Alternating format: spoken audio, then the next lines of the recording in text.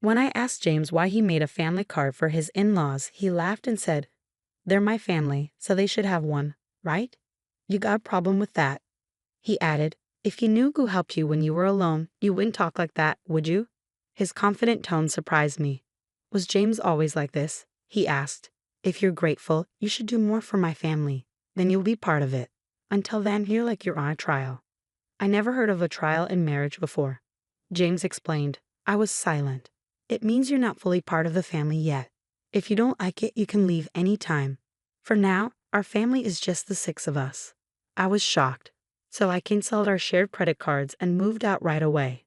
"Hi, I'm Olivia Cook, and I'm 30 years old. I draw pictures for a living, working from home as a freelancer. Before that, I used to design stuff for a big ad company, but I started doing my own thing about 5 years ago when I got married. My folks passed away in a crash when I was little, so my grandparents raised me. But I moved back to my parents' old place in the city center for college, and I've been there ever since. I met my hubby James at this Italian joint where he worked. It was a cozy spot with good food at decent prices, so me and my work buddies went there a lot. James, the charming waiter, caught everyone's eye, including mine. He was quite the looker. The manager even joked that some folks came just to see him, and I totally got why. Can't deny, I was a bit of a fan myself. He had this cool vibe that really stood out. We grew closer pretty fast, and before we knew it, folks were calling us a couple. Surprisingly, we ended up tying the knot. I don't remember much from that time. It's like I was in a bit of a fog. Next thing I knew, I was married to James, my husband. But I did love him, and I was genuinely happy about getting married. I left my job at the design company on good terms and started freelancing. James stuck with his gig at the Italian joint, working odd hours, sometimes late into the night. It got tough to juggle work, so I decided to go solo, something I'd always wanted to do. That sounds smart, Olivia. It'll be easier for you, and it's great to keep doing what you love. James backed me up. And that's how we kicked off our married life. We weren't into big flashy stuff, so we skipped the whole wedding hoopla and just signed the papers. Our families met briefly, and that was that. James went to work, and I held down the fort at home, managing chores and freelancing. Our schedules were all over the place, but we made it a point to have meals together whenever we could. It was simple, but it made us happy. I thought, yep, marriage is pretty sweet. About a year into our marriage, things took a turn for the worse. My family wants to visit. Is that cool? James asked one day. Sure, I replied. I was actually looking forward to it. I'd only had a brief encounter with James's family before, so I figured this would be a good chance to bond with them. Having lost my own parents early on, I always admired James's big family, but when they arrived, 5 of them, I was left stunned. Hey, which room's mine? His sister blurted out as soon as they stepped in. She's 35, 3 years older than both James and me, and works at a local store. Her abruptness caught me off guard. She seemed so different from the polite person I'd met before.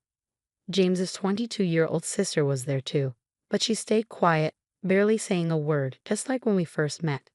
Following James's sister's hurried lead, I showed them to the guest room, and James's parents to my parents' old room, the only one in Japanese style.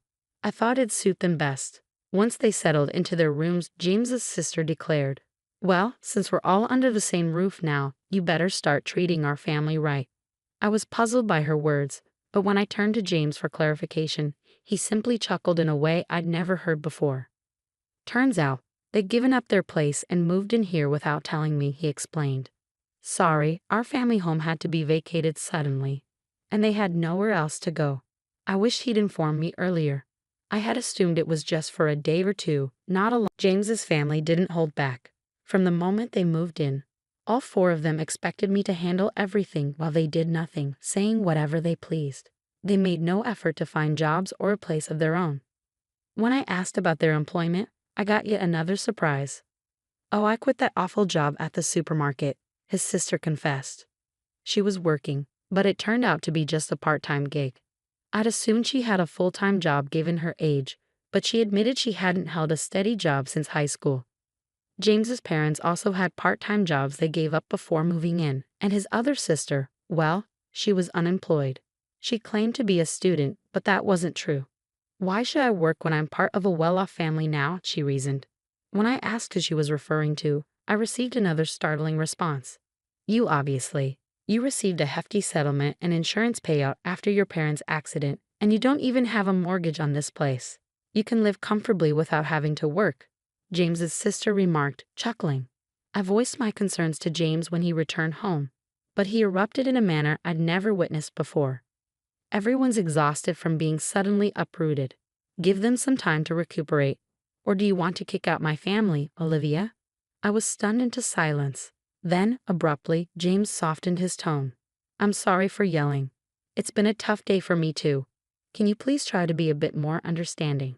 Looking back, James was adept at manipulating situations with a blend of kindness and severity. But in that moment, I failed to see it, agreeing to endure a bit longer. The situation with James's family grew more oppressive. They treated me like a servant at home and demanded money whenever they went out. We can't even look for jobs without some cash, can we? It's only fair, but if we can't find work, we'll just keep staying here, they reasoned. Reluctantly, I handed over some money, which they claimed to have used up without any luck in the job hunt. I suspected they never even bothered to search, but pointing that out would only lead to accusations without proof. And then James's entire family would lay blame on me for hours. Sharing my concerns with James didn't solve anything. Everyone's feeling frustrated about not finding jobs. Sorry, just bear with it a little longer. I'll have a talk with them, James would say, attempting to smooth things over. But as time passed, I felt like speaking up was futile. However, the frequency of their money requests gradually decreased, perhaps because James had a word with them. So the issue seemed to resolve itself. Of course, the money I had given them was never returned. Then, after about 2 months of enduring the situation, I noticed something alarming. Why is the credit card bill so high? Could it be unauthorized charges? Quickly checking the statement, I found that all the expenses were made with family credit cards.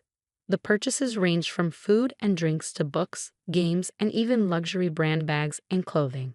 Each purchase was assigned a number from 1 to 6, indicating that 6 family credit cards had been issued. These credit cards were under my name, with James using the family cards. It seems like you'd handle this better, and it's easier to manage payments, right? Can I entrust it to you? He had asked, and I ended up taking charge of them. However, it turned out these family cards had been issued without my knowledge. James's family stopped requesting money because they could now make credit card payments and withdraw cash. When I confronted James about why he made family cards for his in-laws without consulting me, he chuckled and replied, well, you complain when they say they're broke, so what else could I do? Plus, you know who supported you when you were alone, right? Can you really speak like that to the important family of your benefactor? His bold tone left me speechless, unlike anything I'd heard before. Was James always like this? If you're thankful, you should do more for my family. Then I'll accept you as part of the family too. Until then, think of it like you're still in a trial period, he continued. I'd never heard of a trial period in marriage before. Seeing my silence, James pushed on. This means you're not officially part of the family yet. If you're not okay with it, you're free to leave anytime. Right now, it's just the 5 of us in our family. Useless freeloaders. Leave, he concluded. That's when I realized James's true character. I felt like all the color drained from my face. Stunned, I contemplated divorcing James. In fact, I began questioning why I even married him in the first place. At first, I was drawn to him simply because he was attractive, like many other women. I was infatuated with his looks without any real reason. Then, on one occasion when I went to the restroom, James approached me. You seem different, Olivia. Kind of mysterious. Sorry, I shouldn't say that to a customer, he said. I was taken aback but intrigued, and I found myself paying more attention to him over time. Maybe that was his strategy to make me like him. Looking back calmly, it all adds up. I remember once a colleague joked that I was a wealthy lady living alone in a condo, and it was after that James started chatting with me, perhaps because he was interested in my wealth and condo. Honestly, James wasn't exactly my type, to put it nicely. He was more modern, if I'm being blunt. He seemed a bit superficial. I preferred mature men who spoke softly and seriously. Yet, somehow, I ended up falling for James. I always found that perplexing, considering he was the typical handsome guy who could easily charm a woman, especially someone like me, who was new to the working world and not accustomed to men. I fell for his tricks and ended up marrying him. Thinking about it now left me feeling frustrated and ashamed. I wanted to lash out and break things around the house, but I knew better than to act on that impulse. Instead, I resolved to seek revenge. To accomplish that, I had to endure this situation a while longer, much like James manipulated me. My plan was to gain control over his entire family. The condo we lived in was purchased by my father with a mortgage shortly after I was born. It wasn't very costly back then, but with the rapid development of the area and the addition of a new shopping center nearby, it's now considered a luxury residence. My parents, hopeful for more children, invested in a spacious condo. That's why there's enough space, even with James's family moving in. However, despite its ample size, having James's family around proved to be a nuisance for me, especially while working from home. I endured it solely for the sake of revenge. As James's sister pointed out, there's no mortgage payment for this condo. When I was 4, both of my parents tragically died in a car accident. They were returning from my paternal grandfather's funeral when they collided with a speeding car on the freeway. I was supposed to accompany them that day, but I had caught the flu that was circulating and had a high fever. Consequently, my maternal grandparents came to the condo where we resided with my parents to care for me, leaving me as the sole survivor. The mortgage payments were covered by the group credit life insurance, so the only housing costs I incurred were the management fees and property taxes. Upon seeing the amount, James proposed contributing just a bit more than that to our household expenses. Since there's no mortgage, if I pitch in that much, we should be able to manage with Olivia's income, right? We'll each use our own earnings for personal expenses. Sounds fair, doesn't it? He suggested. I agreed, thinking perhaps he had a point. Until then, I had been solely responsible for all expenses, so I believed his contribution would alleviate some of my burden. Looking back, it was naive of me, but at the time, I was blinded by my love for James and simply went along with whatever he proposed. James likely sees himself as the head of the household and the one providing for me, which is why he can so casually refer to me as a parasite. However, the reality was starkly different. I was the one footing most of the bills, covering expenses like utilities, groceries, social outings, and entertainment. Now, with 5 additional dependents in the household, managing with just my income was becoming impossible. I was eager to rid myself of this burden as soon as possible, but I feigned ignorance and endured it. Gritting my teeth, I watched as James's family freely indulged in shopping sprees, reminding myself that I would have the last laugh. Then, 5 months after making the decision to divorce, the moment to take action finally arrived. I'm exhausted. It's time to make a choice. It's either me or your family, I told James, presenting him with an ultimatum. He was taken aback, but I pressed on without hesitation. None of your family members lift a finger to help around the house. They just dump all their chores on me. You know I work from home. I'm not idly passing the time. Yet they treat me like a freeloader and belittle me, claiming you're the one supporting me. I've had enough. I cried as I confronted James. His response was a smirk. Then you should leave. Didn't I warn you before? You're not truly part of this family yet. Giving up now means you haven't earned your place in it, he retorted. I feigned shock as I looked at him. What's surprising? If you can't tolerate my family, then it's you who must leave.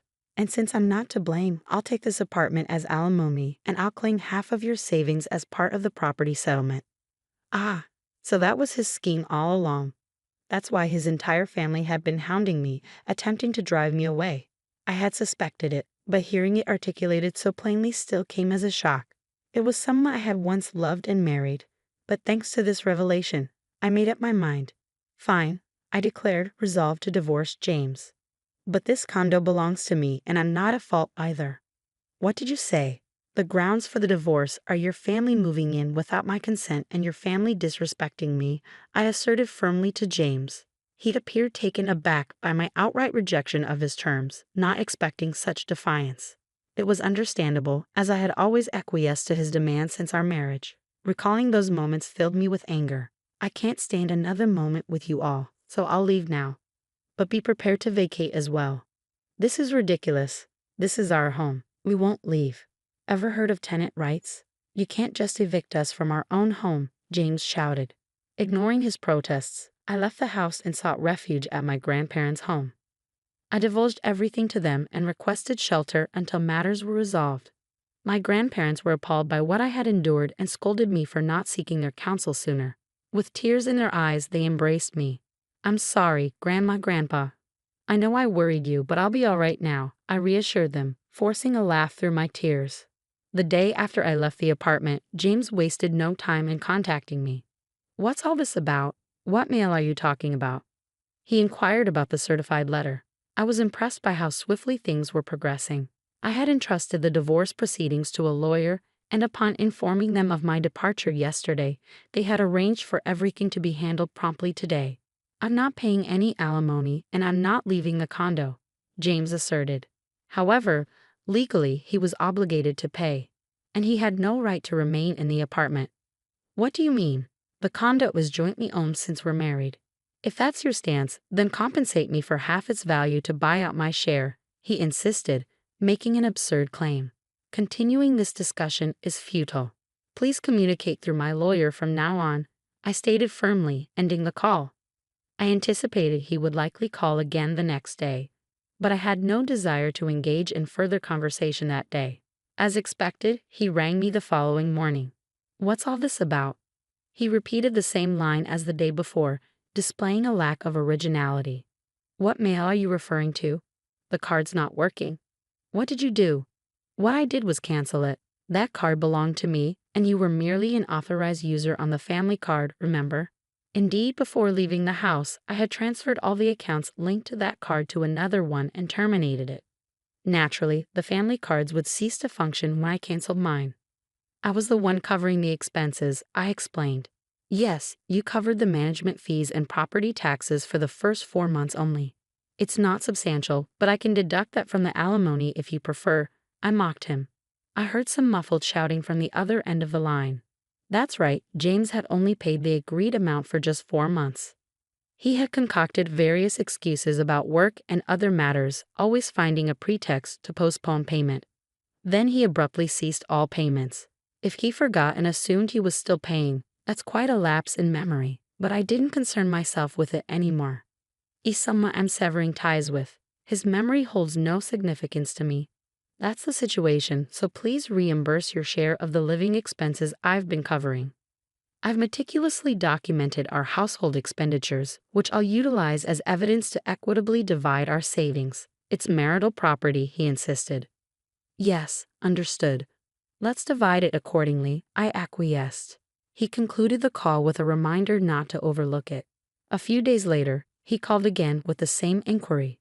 I realized they were not only deficient in memory but also in vocabulary. "What do you mean by the division of shared property? Why is it 0? You must be swimming in cash from your parents' insurance and alimony," he alleged. "Ah, so that's what they assumed."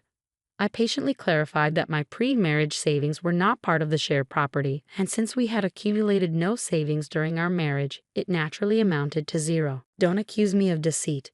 If you doubt my honesty, why not seek advice? Henceforth, kindly communicate through my attorney. I won't engage in direct communication with you any longer. Farewell, I declared, then terminated the call and blocked James' number.